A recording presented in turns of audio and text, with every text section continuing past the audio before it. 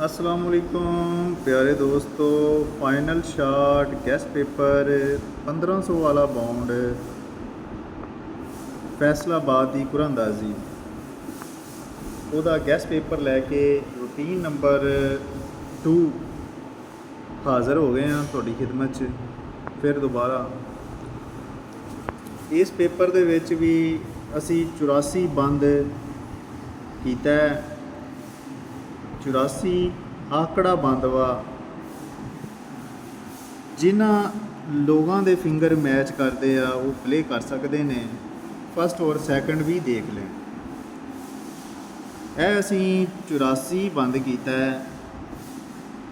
ਔਰ routine number 2 ਦੇ ਵਿੱਚ ਜਿਨ੍ਹਾਂ ਨੇ ਸਾਡੀ रूटीन 1 नहीं देखी उन्होंने समझ नहीं आएगा। वो साडी पिछली वीडियो ज़रूर वेखण ते इस साडे चैनल नूं सबसक्राइब करन।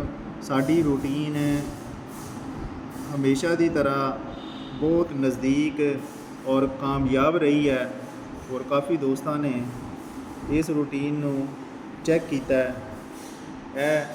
8 साल का निचोड़ है ਜਿਹੜਾ ਤੁਹਾਡੇ ਨਾਲ ਅਸੀਂ ਸ਼ੇਅਰ ਕਰ ਰਹੇ ਹਾਂ, ਕਿਉਂਕਿ ਗੈਸ ਜਿਹੜਾ ਹੁੰਦਾ ਇਹ ਕਰੀਬ ਹੀ ਹੁੰਦਾ ਔਰ ਅਸੀਂ ਇਹ ਤੋਂ ਇਹ ਹੀ ਸਾਬਤ ਕਰ ਸਕਦੇ ਹਾਂ ਕਿ ਅਸੀਂ ਨਜ਼ਦੀਕ ਜਿੰਨਾ ਹੋ ਸਕੇ ਅਸੀਂ ਹਰਫ ਲੈ ਕੇ ਜਾਈਏ ਤਾਂ ਕਿ ਸਾਡੇ ਫਸਟ ਲੱਗਣ ਦੇ ਕਾਫੀ ਚਾਂਸ ਹੋ ਜਾਣ।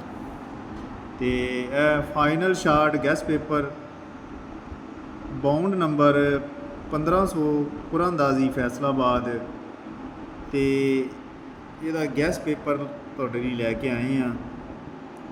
ਇਹ ਆંકੜਾ 3-1 ਦਾ ਫਸਟ ਨੰਬਰ ਤੁਹਾਨੂੰ ਦੇ ਰਹੇ ਆ। ਇਹ ਸਾਰੀ ਰੂਟੀਨ ਜਿੰਨੀ ਵੀ ਆ ਇਹਨੂੰ ਬੰਦ ਕੀਤਾ ਗਿਆ ਔਰ ਓਪਨ ਦੇ ਵਿੱਚ ਜਿਹੜੇ 2 ਨੰਬਰ ਆਏਗਾ 2 ਨੰਬਰ ਆਏ ਨੇ ਉਹ 3-1 ਆંકੜੇ ਵਿੱਚ ਆ ਰਹੇ ਨੇ।